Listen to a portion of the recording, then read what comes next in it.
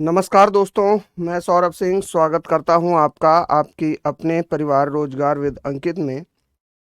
साथियों, समय हो चुका है 11:03 और ये समय है आपकी केमिस्ट्री की क्लास का। और आप तैयारी कर रहे हैं रेलवे असिस्टेंट, लोको पायलट और टेक्नीशियन और एनटीपीसी ग्रुप डी के लिए। ठीक है मेरे भाई, चलिए। कमलेश कुमावत जी, गौरव सिंह जी, अमित यादव, विष्णु चौरसिया, काव्या, शशि, सभी साथी जुड़ चुके हैं हमारे साथ। रुनझुन सागर, है ना मेरे भाई। आज हम पढ़ने वाले हैं केमिकल रिएक्शन यानी कि रासायनिक अभिक्रिया। रासायनिक अभिक्रिया हम पढ़ेंगे जिसमें बेहतरीन बेहतरीन भैया, है ना, जिसमें रासायनिक अभिक्रिया यानी कि अलग अलग हम अभिकारक के बारे में समझेंगे, रासायनिक अभिक्रियाओं से होने वाले उत्पाद के बारे में समझेंगे, ऑक्सीकरण की अभिक्रिया क्या होती है, अपचयन की अभिक्रिया क्या होती है रिडॉक्स रिएक्शन। ये सारी चीज़ों के बारे में एक एक करके हम समझेंगे। तो ये चैप्टर सबसे इम्पोर्टेंट चैप्टर माना जाता है केमिस्ट्री में, क्योंकि यहाँ से बहुत अच्छे अच्छे लेवल के क्वेश्चन आपको देखने को मिलेंगे। ठीक है मेरे भाई, तो बहुत एकदम ध्यान से फोकस होकर क्लास को सुनिए, बहुत ध्यान से क्लास को देखिए, जिससे आपका एक एक कॉन्सेप्ट क्लियर हो जाए। ठीक है। हाँ, केमिकल रिएक्शन नया चैप्टर है। ये पूरी तरीके से आधारित होगा केमिकल बॉन्ड, जो कि कल आप पढ़कर आए हैं, यानी कि जो रासायनिक बंध कल आपने खत्म किया है उसके ऊपर यह पूरी तरीके से आधारित होगा। इसीलिए मैंने आपसे कहा था कि रासायनिक बंध को बहुत अच्छे से देख कर आइएगा, जिससे हम केमिकल रिएक्शन यानी कि जो रासायनिक अभिक्रिया के टॉपिक हैं इनको शानदार तरीके से समझ सकें। जो साथी बेहतरीन तरीके से टॉपिक को पढ़कर आए होंगे रासायनिक बंध को, उनको आज की क्लास में बहुत ज़्यादा आनंद आने वाला है, क्योंकि सब कुछ वहीं से रिलेटेड है। ठीक है मेरे भाई, थोड़ा सा कॉन्सेप्ट होंगे इसमें, थोड़ा सा गहराई के साथ हम बात करेंगे। ठीक, हर एक कॉन्सेप्ट को यहाँ पर समझते समझते सिलेबस को कवर करेंगे। और मेरे भाई 15 तारीख से आपकी रेलवे असिस्टेंट, लोको पायलट और टेक्नीशियन के लिए प्रैक्टिस सेट की सीरीज चालू होगी मेन यूट्यूब चैनल रोजगार विद अंकित।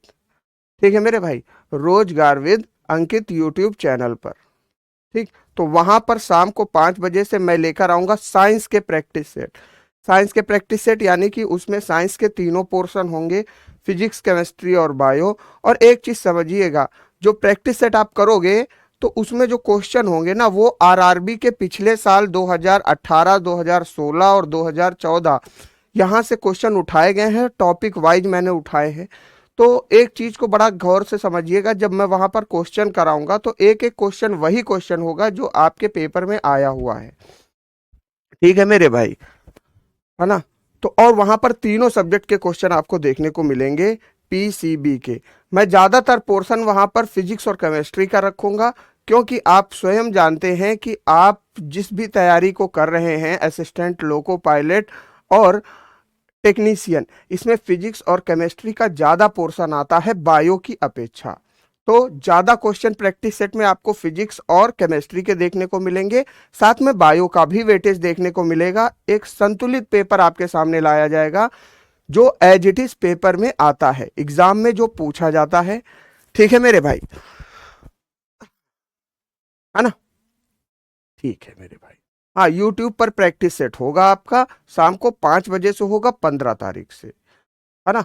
एकदम बेहतरीन तरीके से कॉन्सेप्ट शुरुआत होगी वहां पर। ठीक है मेरे भाई, हाँ, चलिए यहां पर हम शुरुआत करते हैं केमिस्ट्री के केमिकल रिएक्शन के बारे में। तो चलिए, अगर हम समझें कि मेरे भाई क्या होता है केमिकल रिएक्शन, यानी कि रासायनिक अभिक्रिया क्या होती है, तो इस चीज को बहुत ध्यान से सुनिएगा। क्लास में केवल ध्यान से सुनिएगा, आप बस इतना कर लीजिए, मेरे लिए बहुत होगा। अगर हम बात करें, देखो आज थोड़ी सी मेहनत कर लो मेरे भाई, थोड़ा सा क्लास पे ध्यान दे लो, रोज का रोज क्लासें हो रही हैं। तो आने वाले समय में जब आपका एग्जाम आएगा तो बहुत आसानी होगी, आपके ऊपर कोई दबाव नहीं होगा, कोई प्रेशर नहीं होगा कि हमको ये पढ़ना है, हमको ये पढ़ना है। सारी चीजें आप बेहतरीन तरीके से समय पर पूरी कर चुके होंगे, इसलिए क्लास पर विशेष ध्यान दिया करो। आज का हमारा टॉपिक है रासायनिक अभिक्रिया। रासायनिक अभिक्रिया, ठीक है भैया। हिंदी और अंग्रेजी दोनों ही लैंग्वेज में आपको क्लास मिल जाएगी। रासायनिक अभिक्रिया, अभिक्रिया अर्थात केमिकल रिएक्शन। Chemical reaction. अब जरा यहां पर ध्यान से देखिएगा, एक एक कॉन्सेप्ट को बहुत ध्यान से समझेंगे। क्या कहता है रासायनिक अभिक्रिया?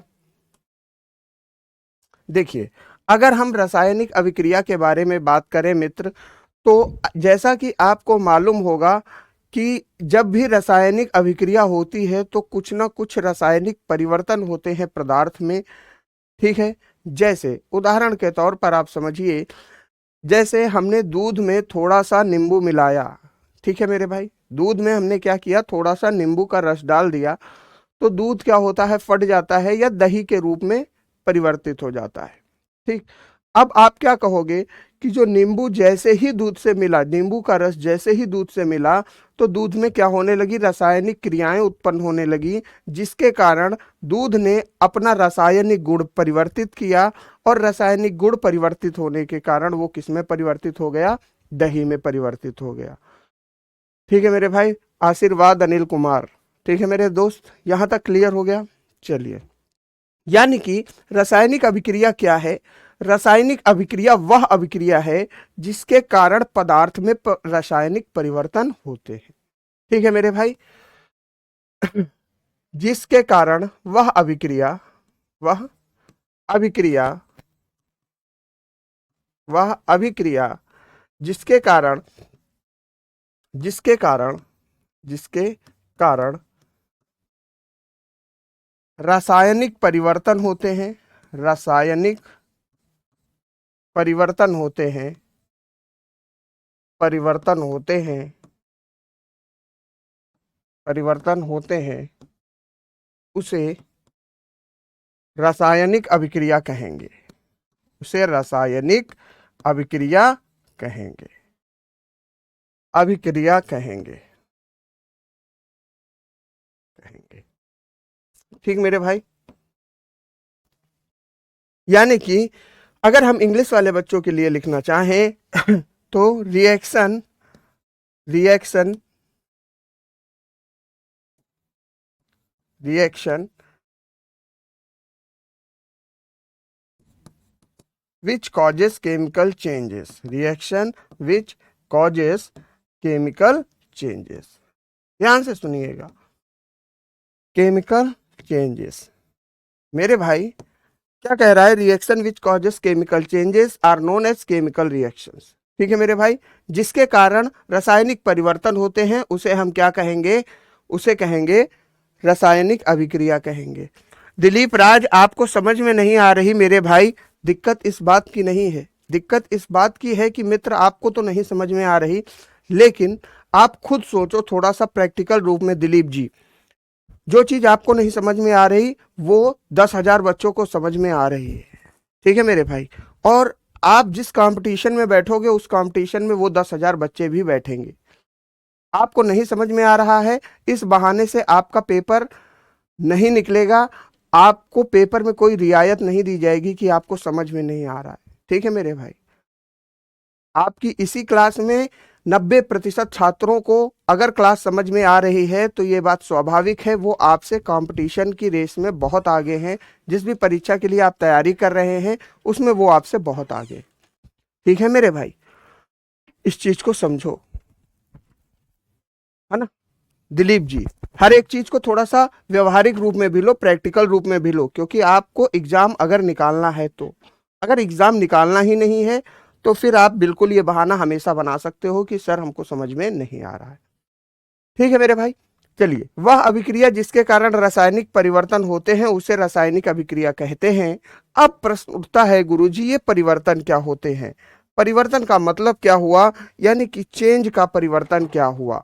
तो ध्यान से सुनिए, अगर हम बात करें तो परिवर्तन यानी कि जो चेंज होते हैं वो केमिस्ट्री की भाषा में दो प्रकार के होते हैं, रसायन विज्ञान की भाषा में कितने प्रकार के होते हैं?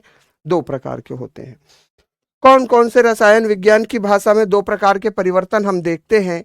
एक तो देखते हैं फिजिकल चेंज,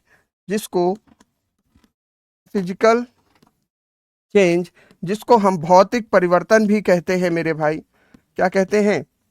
भौतिक परिवर्तन कहते हैं। और दूसरा हम देखते हैं मेरे मित्र रासायनिक चेंज यानी कि केमिकल चेंज। दूसरा हम क्या देखते हैं? Chemical change. ठीक है मेरे भाई, जिसको हम रासायनिक परिवर्तन भी कहते हैं, रासायनिक परिवर्तन भी कहते हैं। अब जरा ध्यान दीजिएगा मित्र, क्या होता है भौतिक परिवर्तन और क्या होता है रासायनिक परिवर्तन? ऑक्सीडेशन और रिएक्शन आशीष जी इसी में हम कवर करेंगे, यानी कि ऑक्सीकरण और अपचयन दोनों चीजें हम यहीं पर कवर करेंगे। ठीक है भाई।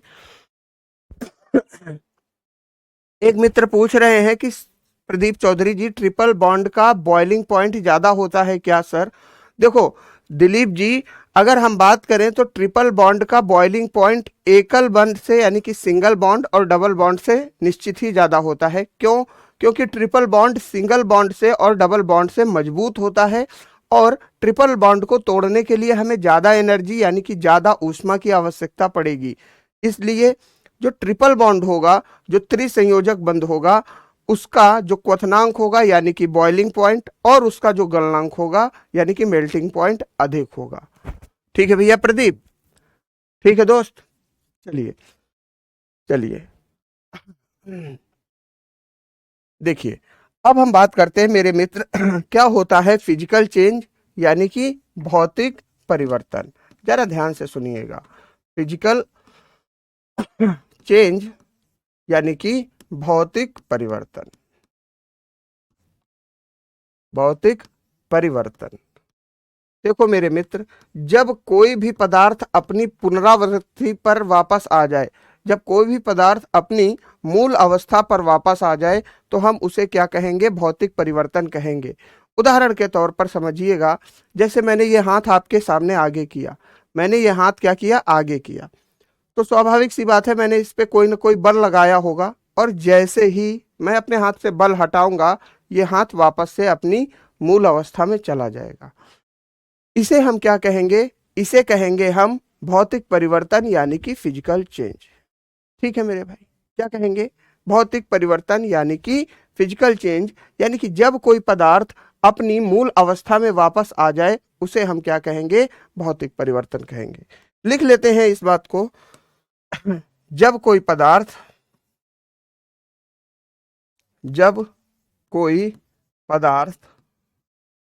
अपनी मूल अवस्था में वापस आ जाए, अपनी मूल अवस्था में वापस आ जाए, मूल अवस्था में वापस आ जाए,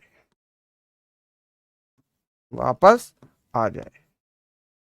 ठीक है मेरे मित्र, तो उसे क्या कहेंगे? फिजिकल चेंज कहेंगे।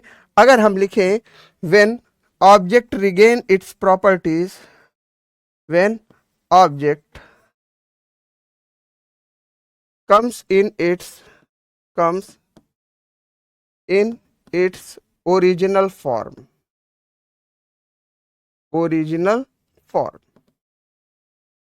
ठीक है मेरे भाई। एग्जाम्पल के तौर पर हम क्या ले सकते हैं? बहुत ही बेहतरीन एग्जाम्पल है। एग्जाम्पल के तौर पर हम क्या लिख सकते हैं? बर्फ से पानी का बनना, बर्फ से पानी का बनना, पानी का बनना। देखो मित्र, अगर आप यहां पे ध्यान से देखोगे, making of water from ice, making of water from ice, from ice. देखो क्या होता है मेरे भाई, अगर हम बर्फ से पानी को बनाते हैं तो स्वाभाविक सी बात है जब हम पानी को जमाएंगे तो वापस से बर्फ की भी प्राप्ति कर लेंगे। ठीक है, अगर बर्फ से पानी बनाया जा सकता है तो ये बात भी निश्चित है कि पानी से बर्फ को भी बनाया जा सकता है, यानी कि बर्फ अपने मूल अवस्था में वापस आ सकती है यदि उसका तापमान घटा दिया जाए। तो इस प्रकार की अवस्थाओं को हम क्या कहेंगे, इस प्रकार के परिवर्तन को हम क्या कहेंगे, भौतिक परिवर्तन कहेंगे। यानी कि इसमें क्या हुआ, इसमें पदार्थ की रासायनिक गुणों की जो प्रवृत्ति थी, यानी कि जो केमिकल प्रॉपर्टीज थी, इनमें कोई भी अंतर नहीं हुआ। कोई दिक्कत यहां तक?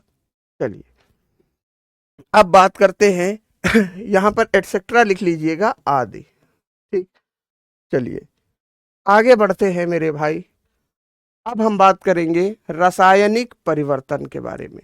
इसके बारे में, रासायनिक परिवर्तन के बारे में मित्र बात करने वाले हैं। रासायनिक परिवर्तन यानी कि जिसको मेरे मित्र हम कहते हैं केमिकल चेंज, जिसको हम क्या कहते हैं, केमिकल चेंज कहते हैं, केमिकल चेंज कहते हैं। देखो मेरे भाई, एक चीज जरूर कहना चाहूंगा मेरे भाई, एक चीज बहुत ध्यान से सुनिएगा, आप सभी लोग सुन रहे होंगे और टेलीग्राम में जरूर कहीं ना कहीं अटैच होंगे।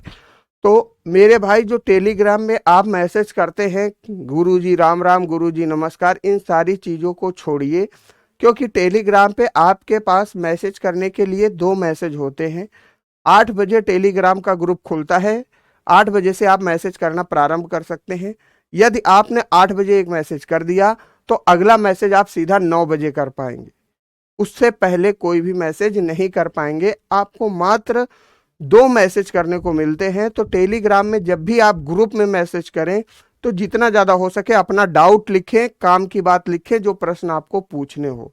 बेकार की बात लिखने में अपने मैसेज को बर्बाद मत करें। मान लीजिए आपका कोई डाउट है तो आपने पहले एक मैसेज कर दिया राम राम गुरुजी, उसके बाद डाउट लिखने के लिए आपको अगले 1 घंटा इंतजार करना पड़ेगा। इस चीज का विशेष ध्यान रखें। मैंने आपको जो जरूरी था ये बता दिया। ठीक है मेरे भाई, तो आप सीधा टेलीग्राम पे अपना पूरा डाउट लिखा करिएगा, साथ में उसके बाद जिससे टीचर को आपका डाउट मिले सीधा, ठीक, तो उसका रिप्लाई आपके पास जरूर आता है।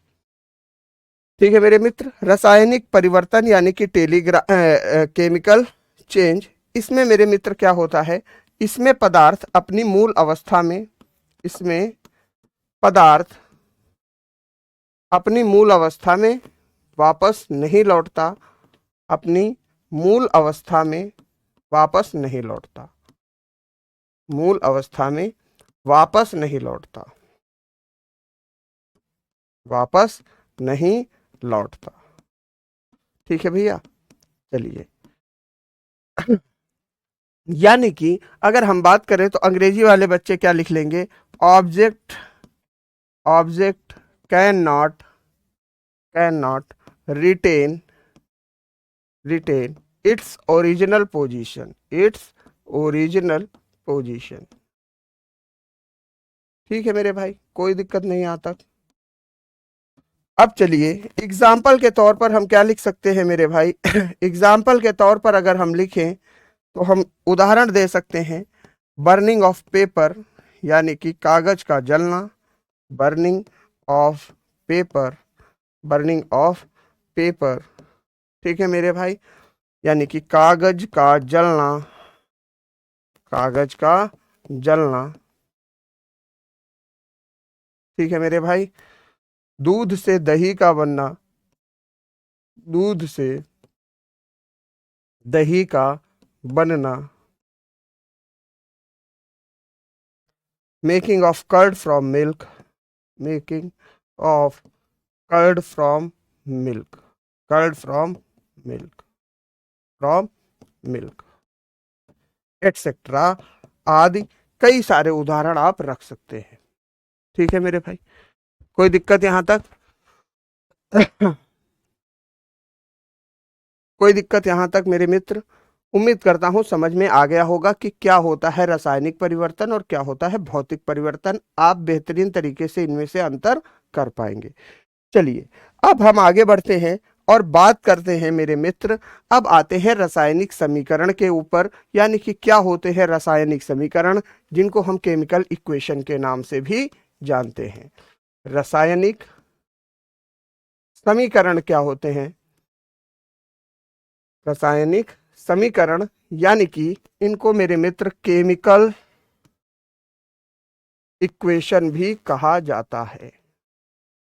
ठीक है मेरे भाई, कोई समस्या नहीं होती है। अब जरा यहां पर ध्यान से सुनिएगा, देखो बहुत ध्यान से देखना इसको। अगर हम बात करें तो रासायनिक समीकरण क्या होते हैं? कपूर का जलना भी हो सकता है, बिल्कुल हो सकता है रासायनिक परिवर्तन में। क्यों नहीं हो सकता? मैंने कब कहा कि नहीं हो सकता है? बहुत सारे एग्जाम्पल हैं जिनको आप कंसीडर कर सकते हैं। ठीक है मेरे भाई, मोमबत्ती का जलना भी हो सकता है, क्योंकि मोमबत्ती जब जल चुकी होती है तो वापस उससे मोमबत्ती प्राप्त नहीं की जा सकती, तो ये भी रासायनिक परिवर्तन का एक लक्षण है। ठीक है मेरे भाई, एक नहीं 1000 उदाहरण है।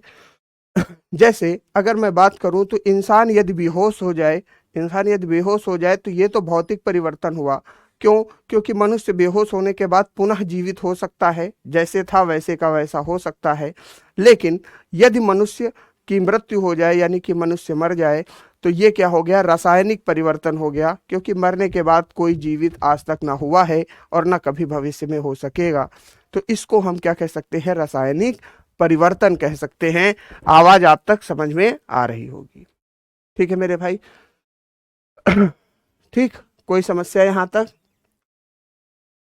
चलिए, अगर हम बात करें तो रासायनिक समीकरण यानी कि केमिकल इक्वेशन के बारे में मित्र जब हम बात करेंगे, तो रासायनिक समीकरण क्या होता है? किसी भी किसी भी अभिकारक अभिकारक के मध्य होने वाली के मध्य होने वाली होने वाली अभिक्रिया को अभिक्रिया को अभिक्रिया को जो समीकरण दर्शाता है जो समीकरण दर्शाता है उसे हम क्या कहेंगे? उसे कहेंगे उसे रासायनिक समीकरण कहेंगे। उसे रासायनिक समीकरण कहेंगे। उसे रासायनिक समीकरण कहेंगे। ठीक है मेरे भाई, जरा ध्यान से सुनिएगा, अंग्रेजी वाले बच्चे भी थोड़ा सा फोकस करेंगे। यानी कि विच equation shows the the reaction in reactants, ठीक है मेरे भाई, is known as chemical reaction is known as chemical reaction. बहुत ध्यान से सुनना मेरी बात को, केमिकल रिएक्शन। ठीक है मेरे भाई, कोई दिक्कत? चलिए, उदाहरण के तौर पर अगर हम बात करें तो हमने उदाहरण किसका ले लिया? उदाहरण हमने ले लिया Mg+O2 क्या बनाता है? MgO बनाता है। ध्यान से सुनिएगा, बहुत ध्यान से सुनिएगा। जैसा कि आप जानते हैं कि मैग्नीशियम को जब ऑक्सीजन के साथ अभिक्रियात्मक रूप से रखा जाता है, यानी कि जब मैग्नीशियम की ऑक्सीजन के साथ अभिक्रिया कराई जाती है, तो मेरे मित्र हमें क्या प्राप्त होता है? मैग्नीशियम ऑक्साइड प्राप्त होता है। तो हमने इस बात को बताने के लिए दो तरीके अपनाए। एक तो मैंने ये परिभाषा लिखी और दूसरा एक ये समीकरण सीधा लिख दिया। इस समीकरण को देखकर आप क्या समझ रहे हो? आप इस समीकरण को देखकर इस बात का अंदाजा लगा सकते हो कि मैग्नीशियम के साथ जब ऑक्सीजन का रिएक्शन हुआ, यानी कि मैग्नीशियम के साथ जब ऑक्सीजन ने अभिक्रिया की, तो हमारे पास क्या प्राप्त हुआ? मैग्नीशियम ऑक्साइड प्राप्त हुआ। ठीक मेरे भाई, इसको हम क्या कहेंगे? इसको हम एक रासायनिक समीकरण कहेंगे। इस प्रकार के कई समीकरण बनाए जा सकते हैं। उदाहरण के तौर पर हम पानी का भी समीकरण देख लेते हैं। जैसे मेरे मित्र, अगर हमें पानी के बारे में जानकारी लेनी है तो पानी कैसे बनता है, तो हम जानते हैं दो हाइड्रोजन के अणु जब ऑक्सीजन के साथ अभिक्रिया करेंगे तो हमारे पास क्या प्राप्त होगा? हमारे पास पानी का हमें पानी प्राप्त होगा। ठीक है मेरे भाई, कोई समस्या यहां तक? हमें क्या प्राप्त होगा? पानी का एक मॉलिक्यूल प्राप्त होगा। ठीक है दोस्त, कोई दिक्कत यहां तक? सर आप एक ही हेडिंग, ठीक है गौरव जी, अब आप हमको बताएंगे कि एक ही हेडिंग एक बार में नहीं पूरी करवाते। मैंने ये हेडिंग लिखी और इसके साथ ही पूरा कॉन्सेप्ट आपको क्लियर करा दिया। ठीक है दोस्त, तो आप इस चीज को जरूर देखें।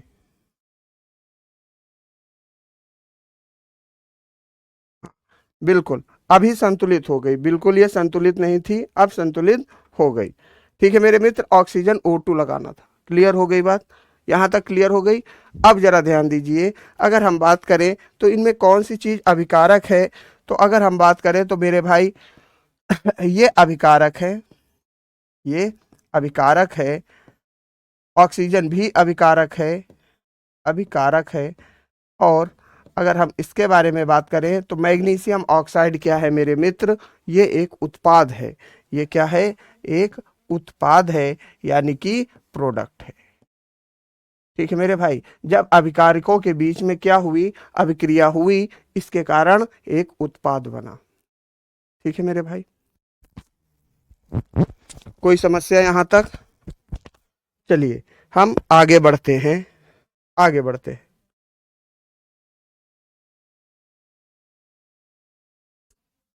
कोई समस्या यहां तक देख लीजिए एक बार किसी को। अभिकारक की जगह तत्व भी लिख सकते हैं। देखो मेरे भाई, जब हम रासायनिक अभिक्रिया को प्रदर्शित कर रहे होते हैं तो वहां पर अभिकारक लिखेंगे तो वो ज्यादा बेहतर रहेगा। होते तो सभी तत्व ही हैं, अगर हम उत्पाद को देखें तो वो भी एक प्रकार का तत्व ही है। ठीक है मेरे भाई, कल्याण सिंह, आपको मालूम होना चाहिए, आप पहले सिलेबस देख के आइए और एक एक कॉन्सेप्ट अगर आपको क्लियर करना है तो उस चीज को आप ध्यान से पढ़ेंगे तभी कॉन्सेप्ट क्लियर होगा। जैसे कल्याण सिंह जी, अगर मैं आपसे पूछ लूं तो आप क्या बता पाएंगे, तुरंत कमेंट करिएगा। मैं आपसे पूछता हूं कि अगर हम बात करें तो क्वांटम संख्या जो कि चक्रण क्वांटम संख्या कहलाती है, उसको हम किससे प्रदर्शित करते हैं, आप हमको इतना बता दीजिए। क्वांटम संख्या जो कि चक्रण क्वांटम संख्या कहलाती है, उसको हम किससे प्रदर्शित करते हैं, जल्दी से कमेंट करके बताइए कल्याण सिंह जी। ठीक है मेरे भाई, नहीं मालूम, हमको मालूम था कि आपको नहीं मालूम। इसका कारण ये है कि आप निरंतर क्लास के साथ जुड़े हुए नहीं हैं। ठीक है मेरे भाई, आप केवल आपत्तिजनक कमेंट करने, आपत्तिजनक टिप्पणी करने क्लास में आते हैं और जिसका परिणाम आपको एग्जाम में देखने को मिल सकता है, यानी कि आप सिलेक्शन से वंचित रह सकते हैं। इस चीज़ को आप यकीन मानिए, इस चीज़ को जितनी जल्दी हो सके इनमें सुधार कीजिए। एक छोटा सा प्रश्न आपसे पूछा गया, आपको वो नहीं मालूम उससे पहले कितने बच्चों ने आंसर छाप दिया। ठीक इसी तरीके से आपसे जब आप एग्जामिनेशन हॉल में बैठे होंगे तो जो प्रश्न आपको नहीं आ रहे होंगे, बच्चे उसके आंसर आसानी से कर रहे होंगे। ठीक है मित्र, अगर आप पढ़ नहीं सकते तो आप इस चीज को समझिए कि आप पढ़िए पहले, उसके बाद आप बिल्कुल स्वतंत्र हैं कि आप कोई भी क्वेश्चन पूछे, है ना। ठीक, यहाँ तक क्लियर हो गई बात, उम्मीद करता हूँ समझ में आ गया होगा। ठीक, चलिए अब हम बात करते हैं सबसे पहली अभिक्रिया के बारे में, जिसको हम संयोजन की अभिक्रिया कहते हैं। संयोजन की अभिक्रिया कहते हैं, संयोजन अभिक्रिया। क्या होती है मेरे भाई संयोजन अभिक्रिया मेरे मित्र? अभिक्रिया क्या होती है, जिसको अगर हम देखें तो अंग्रेजी में क्या कहा जाता है, कंबाइंड रिएक्शन कहा जाता है। क्या कहा जाता है मेरे मित्र? कंबाइंड रिएक्शन कहा जाता है। अब यहां से आपको एक चीज का अनुमान तो लग रहा होगा, अगर आप पढ़ रहे होंगे तो यहां से आप एक चीज का अनुमान लगा पा रहे होंगे। क्या अनुमान लगा पा रहे होंगे? ठीक है मेरे भाई, यहां से एक चीज का अनुमान, रोशन कुमार कह रहे हैं मेरे भाई सर फर्स्ट वाला संतुलित नहीं है। देख लेते हैं क्या है, Mg+O2, MgO। देखो एक चीज समझो मेरे भाई रोशन, ऑक्सीजन का ये मॉलिक्यूल लिया गया है, ऑक्सीजन का ये मॉलिक्यूल लिया गया है, एक उदाहरण है। ये प्रॉपर मैग्नीशियम ऑक्साइड का यही फार्मूला होता है MgO।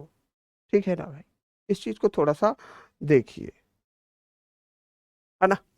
मेरे पास नोट्स हैं, मैं उसके बेस पर बात करता हूं जो कि एनसीईआरटी में दिया गया है। ठीक, आप एक बार जरूर चेक कीजिएगा मेरे कहने से। कंबाइंड रिएक्शन के बारे में अगर मेरे भाई बात करूं तो केमिकल संयोजन रिएक्शन क्या होती है, ध्यान से सुनिएगा। जब जब दो तत्व मिलकर जब दो तत्व मिलकर एक उत्पाद बनाते हैं, एक उत्पाद बनाते हैं, या मैं यहां पर तत्व की जगह अभिकारक लिखूं तो ज्यादा बेहतर होगा। जब दो अभिकारक मिलकर अभिकारक मिलकर एक क्या करते हैं, उत्पाद बनाते हैं, उत्पाद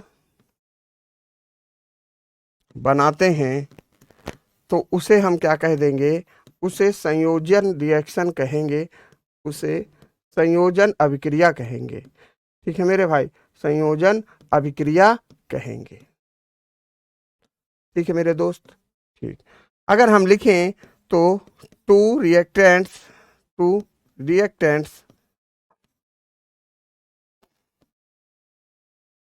फॉर्म वन प्रोडक्ट।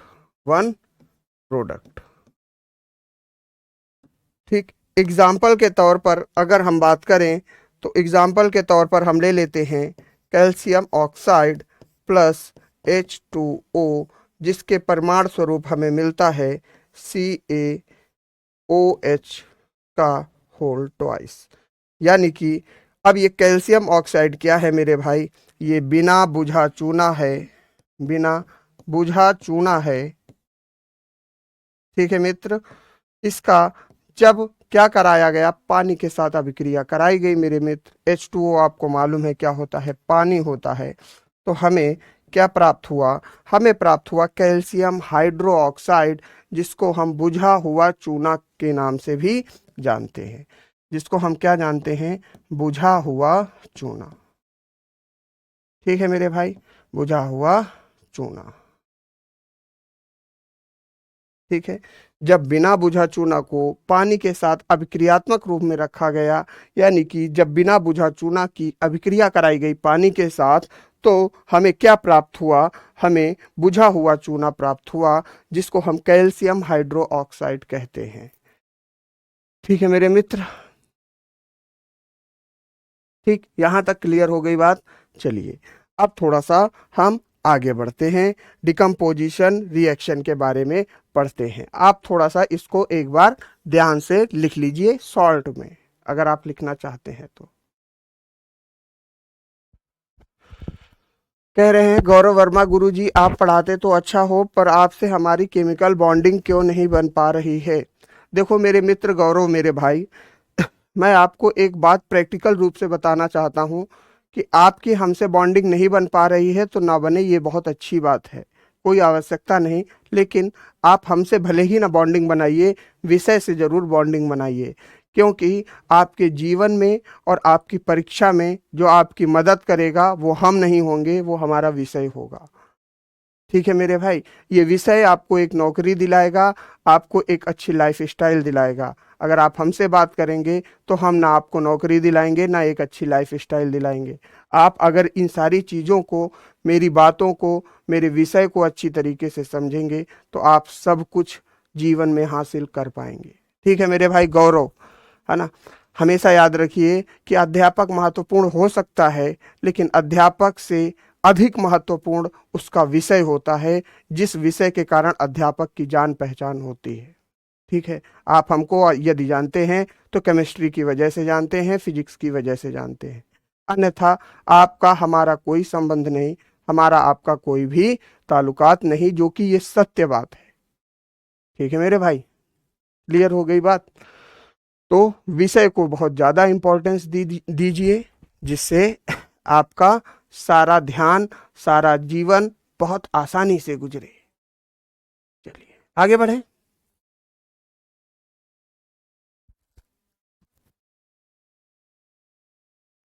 ठीक है दोस्त, ठीक, डन, आगे बढ़े। चलिए, वियोजन अर्थात अपघटन क्या होता है, वियोजन अभिक्रिया। थोड़ा सा सच्चाई को भी अपने ध्यान में रखिए। मैं कतई नहीं चाहता कि आप ये कहें कि सर हम आपके बहुत बड़े फैन हैं, आप हमारे लिए भगवान जैसे हो। ऐसे बहुत सारे कमेंट हमारे टेलीग्राम पे रोज आते हैं, लेकिन मेरे मित्र, इन सारी चीज़ों से कहीं गुना अधिक जरूरी है कि आप सब्जेक्ट पर मेहनत करें, क्योंकि मैं आपको सीधा सीधा एक स्टूडेंट के तौर पर जानता हूं।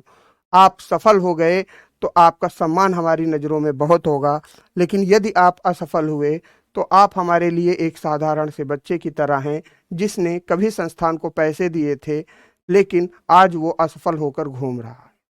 ठीक है मेरे भाई, अब आपने जो पैसे दिए हैं उसको वसूल कीजिए, ईमानदारी से मेहनत कीजिए, ये आपका काम है। ठीक है मेरे भाई। हाँ, आप इधर उधर की बातें करेंगे, आप इधर उधर की बातें करेंगे, बेकार की बातें करेंगे, अध्यापकों की तुलना करेंगे, तो इससे आपका सिलेक्शन तो नहीं होगा। आप अपने सिलेक्शन की और निगेटिव पॉइंट पे आते जाएंगे। ठीक है मेरे भाई, इस चीज को थोड़ा सा ध्यान रखिए। वियोजन अभिक्रिया यानी कि अगर हम बात करें तो डिकम्पोजिशन रिएक्शन किसे कहते हैं, थोड़ा सा ध्यान से समझते हैं। जो सत्य बात थी मैंने आपसे कह दी। आपको खुश करने के लिए मैं और भी कुछ कह सकता था, लेकिन मेरा उद्देश्य और मेरा धर्म यही सिखाता है कि मैं आपको खुश न करूं, आपको वास्तविकता से रूबरू कराऊं। जो सच्चाई है आज के कंपटीशन के समय की, वो यही सच्चाई है। ठीक है मेरे भाई, चलिए अब हम बात करते हैं वियोजन रिएक्शन के बारे में, यानी कि वियोजन अभिक्रिया के बारे में।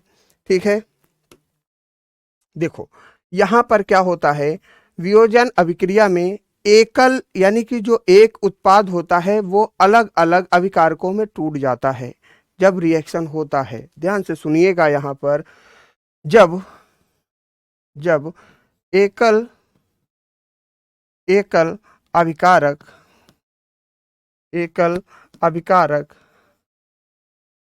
जब एकल अभिकारक टूटकर टूटकर छोटे छोटे उत्पादों का निर्माण करता है, छोटे छोटे उत्पादों का निर्माण करता है, उत्पादों का निर्माण करता है, तो उसे क्या कहेंगे, उसे वियोजन अभिक्रिया कहेंगे।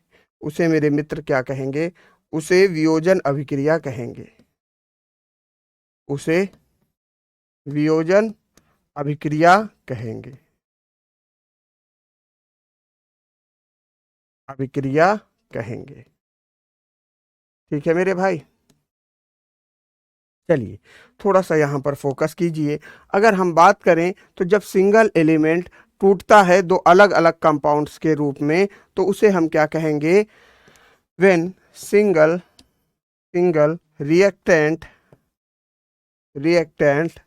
ब्रेक्स इनटू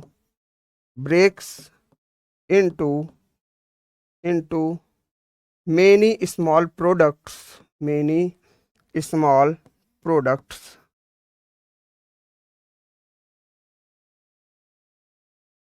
तो इसे हम क्या कहेंगे, डिकम्पोजिशन यानी कि विघटन रिएक्शन कहेंगे।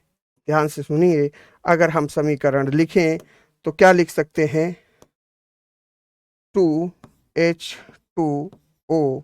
अगर ये टूटेगा, देखो ये पानी का एक मॉलिक्यूल है, जब इसमें विद्युत धारा को प्रवाहित किया जाएगा, कब, जब इसमें विद्युत धारा को प्रवाहित किया जाएगा, तो मेरे भाई ये किस में टूटेगा, 2H2 प्लस O2। ये दोनों क्या होंगी, गैसें होंगी, एक हाइड्रोजन गैस होगी और एक ऑक्सीजन गैस होगी। यानी कि जब द्रव में धारा प्रवाहित की गई तो एक हाइड्रोजन गैस का कण निकला और दूसरा ऑक्सीजन गैस का कण निकला। तो आपने देखा कि पानी को जब धारा प्रवाहित की गई तो इसके दो छोटे छोटे उत्पाद बन गए, यानी कि एक हाइड्रोजन गैस का उत्पाद बन गया और दूसरा ऑक्सीजन गैस का उत्पाद बन गया। इसे हम क्या कहेंगे, वियोजन अभिक्रिया कहेंगे, यानी कि डिकम्पोजिशन डिकम्पोजिशन रिएक्शन कहेंगे। यहां तक किसी को कोई दिक्कत? ठीक है मेरे भाई, कोई समस्या? यहां तक बोलिए किसी को कोई दिक्कत है कि नहीं? चलिए आप इसको नोट कर लीजिए और उसके बाद हम बात करते हैं अगले कॉन्सेप्ट पर। गुरुजी यह आरपीएफ के लिए काम कर देगी क्लास।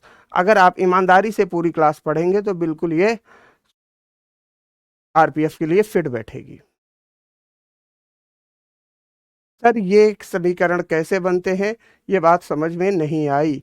देखो समीकरण कैसे बनते हैं मेरे मित्र, समीकरण तो बनेंगे ही इसका मेन कारण क्या है कि अगर आपको अभिक्रिया को दर्शाना है तो आपको समीकरण को तो पढ़ना पड़ेगा। ठीक, चलिए यहाँ पे ये बात कॉन्सेप्ट क्लियर हुआ। अब हम अगले कॉन्सेप्ट पर बढ़ते हैं। अगला कॉन्सेप्ट क्या कहता है? अगला कॉन्सेप्ट हमारे पास आता है विस्थापन अभिक्रिया। विस्थापन अभिक्रिया, विस्थापन अभिक्रिया। देखो नाम से ही सारी चीजें क्लियर हो रही हैं, बहुत ज्यादा डीप में उतरने की आवश्यकता नहीं है। इतना कठिन नहीं है ये कि इसको समझा ना जा सके। इसको हम क्या कहेंगे? डिस्प्लेसमेंट रिएक्शन कहेंगे मेरे मित्र, डिस्प्लेसमेंट रिएक्शन कहेंगे। और जैसा कि आपको मालूम है मेरे भाई, डिस्प्लेसमेंट रिएक्शन का मतलब क्या हुआ? डिस्प्लेसमेंट रिएक्शन का मतलब ये हुआ कि जब दो अणु या मॉलिक्यूल या दो अभिकारक एक दूसरे से क्या हो रहे हो? विस्थापित हो रहे हो। एक दूसरे से क्या हो रहे हो? विस्थापित हो रहे हो। या हम ये कह सकते हैं कि जब अभिकारकों में या अभिकारक में जब अभिक्रिया की जाती है तो अभिकारक के जो तत्व होते हैं वो आपस में विस्थापित होते हैं। और डिस्प्लेसमेंट आपने फिजिक्स में जरूर पढ़ा होगा, गति के टॉपिक में।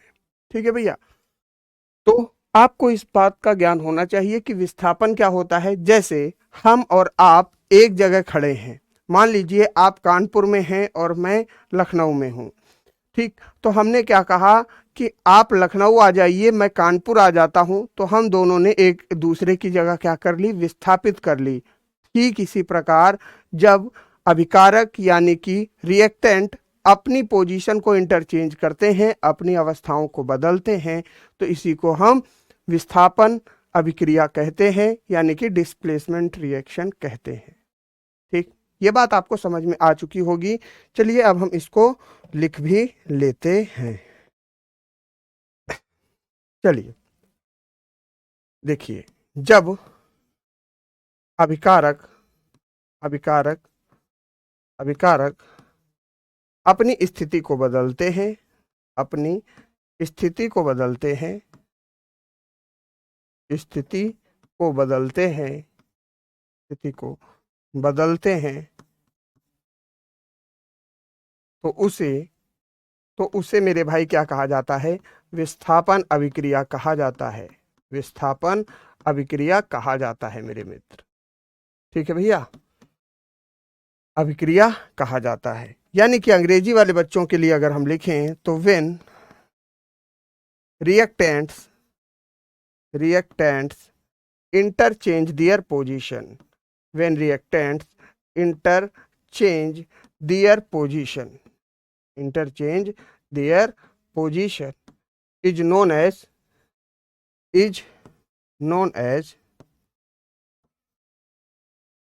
displacement reaction। डिस्प्लेसमेंट रिएक्शन बहुत ध्यान से समझिएगा। अब जरा यहां पर बात करते हैं थोड़ा सा एग्जाम्पल के साथ। ठीक है मेरे भाई, चलिए एग्जाम्पल के तौर पर हमने लिखा, जब लोहे के साथ हमने कॉपर सल्फेट की अभिक्रिया कराई, यानी कि FeCuSO4। ठीक, तो हमें जो प्रोडक्ट देखने को मिला, तो क्या देखने को मिला? FeSO4 जो कि एक्वस था, यानी कि लिक्विड रूप में था, प्लस कॉपर अलग हो गया, ये क्या हो गया? सॉलिड बन गया।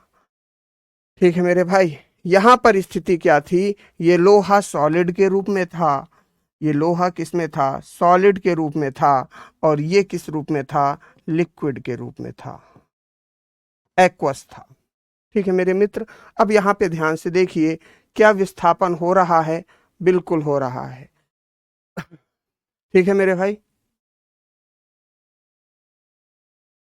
हाँ, अरे आगे पढ़ेंगे ना मेरे भाई, क्यों परेशान हो?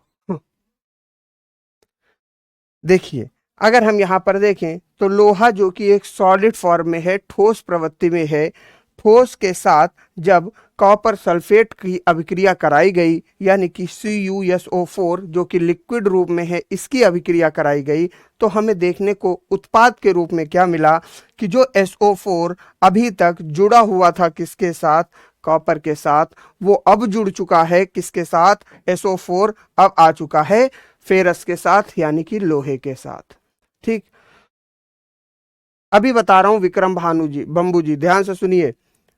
जो SO4 Cu के साथ जुड़ा हुआ था, वो अब परिवर्तित होकर किसके आ चुका है, Fe के साथ, यानी कि लोहे के साथ आ चुका है। और जो कॉपर SO4 के साथ तरल रूप में था, वो उत्पाद में जब गया तो क्या हो गया, ठोस रूप में हो गया, यानी कि अकेला हो गया। यहां पर सल्फेट ने अपनी पोजीशन को चेंज किया। पहले सल्फेट कॉपर के साथ था, अब सल्फेट आ चुका है किसके साथ मेरे भाई, फेरस के साथ। अब मेरे भाई एक मित्र ने पूछा था कि गुरुजी क्या विस्थापन और दूरी बराबर हो सकते हैं। देखो, बिल्कुल हो सकते हैं, विस्थापन और दूरी आपस में बराबर हो सकते हैं, लेकिन एक कॉन्सेप्ट आप हमेशा याद रखिएगा कि विस्थापन हमेशा या तो दूरी के बराबर होगा या तो दूरी से कम होगा। ठीक है, जैसा कि प्रश्न पूछा गया है। एग्जाम्पल में क्या लिखा गया है पढ़ दीजिए फिर से, देखिए। अगर एग्जाम्पल में लिखा गया है Fe यानी कि ये सॉलिड है, और CuSO4 यानी कि कॉपर सल्फेट जो कि एक लिक्विड है, इसका जब अभिक्रिया कराई गई तो FeSO4 यानी कि फेरस सल्फेट बना, जो कि लिक्विड फॉर्म में आता है, और कॉपर ठोस रूप में अलग हो गया। ठीक है दोस्त, धन्यवाद। चलिए, अब हम आगे बात कर लेते हैं थोड़ा सा ऑक्सीडेशन के बारे में, ऑक्सीकरण के बारे में। ऑक्सीडेशन रिएक्शन क्या होती है, ऑक्सीडेशन रिएक्शन क्या होती है, यानी कि सारी अभिक्रियाएं पढ़ाऊंगा, आप परेशान मत हो, है ना। ऑक्सीडेशन रिएक्शन यानी कि जिसको हम हिंदी में ऑक्सीकरण अभिक्रिया कहते हैं, क्या होती है ऑक्सीकरण अभिक्रिया, ऑक्सीकरण अभिक्रिया। ठीक है मेरे मित्र, ध्यान से सुनिए, ऑक्सीकरण अभिक्रिया। देखिए, अगर हम बात करें,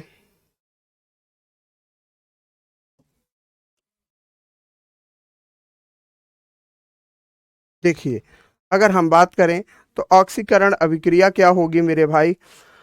ऑक्सीकरण अभिक्रिया होती है जब कोई तत्व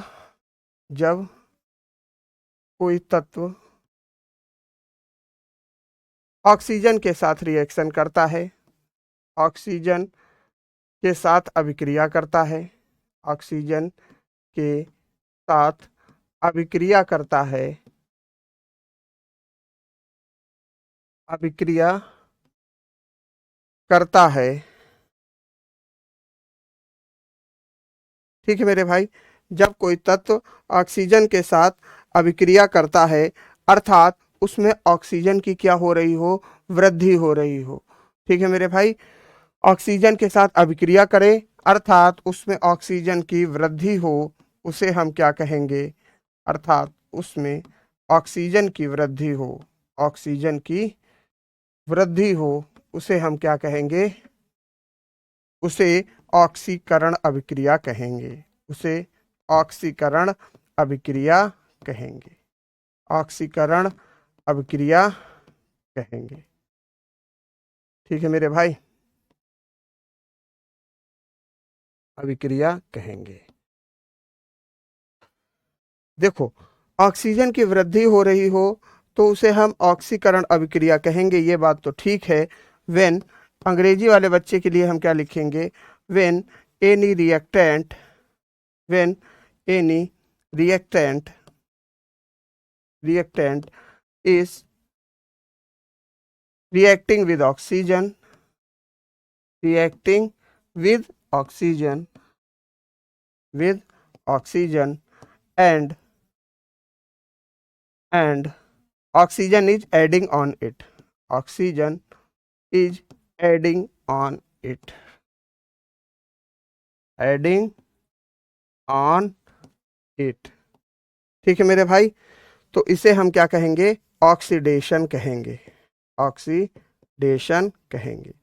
एग्जाम्पल के तौर पर आप थोड़ा सा ध्यान से समझिए, अगर हम एग्जाम्पल लिखेंगे तो एग्जाम्पल के तौर पर क्या लिख सकते हैं, 4Fe प्लस 3O2 का जब रिएक्शन कराएंगे मेरे भाई, थोड़ा सा मैं पीछे से लिखता हूं, देखिए एग्जाम्पल के तौर पर अगर हम बात करेंगे तो 4Fe प्लस 3O2 का जब रिएक्शन कराएंगे तो 2Fe2O3 प्राप्त होता है, जिसको हम जंग कहते हैं मेरे मित्र, यानी कि रस्ट कहते हैं। ठीक है, ध्यान से सुनिएगा।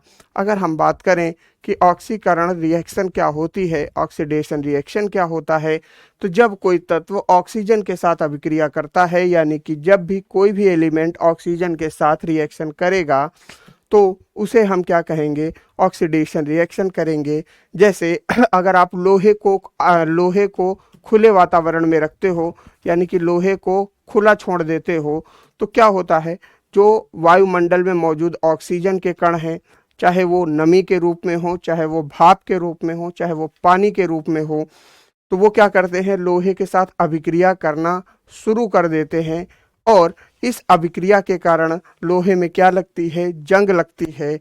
जैसा कि आपको समीकरण दिखाई दे रहा है, जब लोहे के साथ ऑक्सीजन ने रिएक्ट किया तो एक उत्पाद बना 2Fe2O3, जिसको हम जंग के नाम से जानते हैं, यानी कि रस्ट के नाम से जानते हैं। और यहाँ पर हम देखते हैं कि लोहे का क्षरण होने लगता है। ये क्या है, ये लोहे का क्या हो रहा है, यहाँ पर लोहे का क्षरण होने लगा, यानी कि लोहा यहाँ से जंग पकड़ता है और धीरे धीरे लोहे की गुणवत्ता में कमी आना प्रारंभ हो जाती है। ठीक है मेरे भाई, एल्यूमिनियम में कह रहे हैं, ठीक है मेरे भाई, कोई समस्या? टेम्परेचर और टेम्परेचर के बारे में मेरे भाई बात कल करेंगे, कल केमिकल रिएक्शन पार्ट 2 होगा, तो वहां पर हम देखेंगे। पीडीएफ आपको मिल जाएगी विनय यादव जी, थोड़ा सा ध्यान से समझिए। हम कल बात करेंगे टेम्परेचर के बारे में, रेट ऑफ रिएक्शन यानी कि अभिक्रिया की दर क्या होती है। कल हम थोड़ी सी बात करेंगे रिडॉक्स रिएक्शन के बारे में भी, और जो बचे हुए कॉन्सेप्ट होंगे, जो विस्तार रिएक्शन होती है उसके बारे में भी हम चर्चा करेंगे, और कल हम टॉपिक को अपने समाप्त करेंगे। तो मेरे मित्रों, आज के लिए बस इतना ही। शानदार तरीके से पढ़ते रहिए, स्वस्थ रहिए, आनंद में रहिए, और आपकी भर्ती बहुत ही नज़दीक आने वाली है। दूसरी चीज़, आप इस चीज़ का विशेष ध्यान रखें कि 15 तारीख को आपका शाम को 5 बजे प्रैक्टिस सेट स्टार्ट हो जाएगा मेन चैनल रोजगार विद अंकित में। तो आप लोग ज़्यादा से ज़्यादा वहाँ पर जुड़ें, और वहाँ पर जो प्रश्न आपको दिए जाएंगे वो एज इट इज़ वही प्रश्न होंगे जो पिछले 2018 के रेलवे के एएलपी और टेक्नीशियन के एग्ज़ाम में पूछे गए हैं। कुछ प्रश्न एनटीपीसी से भी मैंने लिए हैं, और 2016 में जो एग्ज़ाम हुआ था वहाँ से भी कुछ प्रश्न उठाए हैं। तो वो वही प्रश्न होंगे, सटीक प्रश्न जो पेपर में पूछे जाते हैं। आप वहाँ पर आके अपना स्तर चेक कर सकते हैं, आपका लेवल क्या है, आप वहाँ से चेक कर सकते हैं, और आपका अभ्यास कितना बन रहा है, आप कितने परफेक्ट हो एग्ज़ाम के लिए, वहाँ से आप अंदाज़ा लगा सकते हैं। ठीक है मेरे भाई, कोई समस्या यहाँ तक? और जो दोस्त ये कह रहे हैं कि उनको समझ में नहीं आ रहा है, वो साइंस बैकग्राउंड से नहीं हैं, तो मेरे मित्रों, मैं बार बार उनसे बस यही कहना चाहूँगा कि आपको समझ में नहीं आ रहा है, इस बात से कोई फ़र्क नहीं पड़ता। 10,000 बच्चों को समझ में आ रहा है तो इसका मतलब वो आपको रिप्लेस करने के लिए, वो आपके हाथ से सिलेक्शन छीनने के लिए रेडी हैं। आप इसी तरीके से बहाने बनाते रहिए, जिसका परिणाम आपको पेपर में अवश्य दिखाई दे जाएगा। इसलिए अभी समय है, अभी मेहनत कीजिए और अपनी एक सीट सुनिश्चित कीजिए एग्ज़ाम के लिए। इन सारी चीज़ों से कोई मतलब नहीं बचता है कि आपको समझ में आ रहा है या नहीं आ रहा है, क्योंकि जो पेपर सेट किया जाएगा वो आपसे पूछकर सेट नहीं किया जाएगा। ये बात आप भी भली भांति जानते हो। मुलाकात करते हैं कल दोपहर में 11 बजे फिर केमिकल रिएक्शन पार्ट 2 की क्लास में। तब तक के लिए सभी को नमस्कार, राम राम, जय हिंद।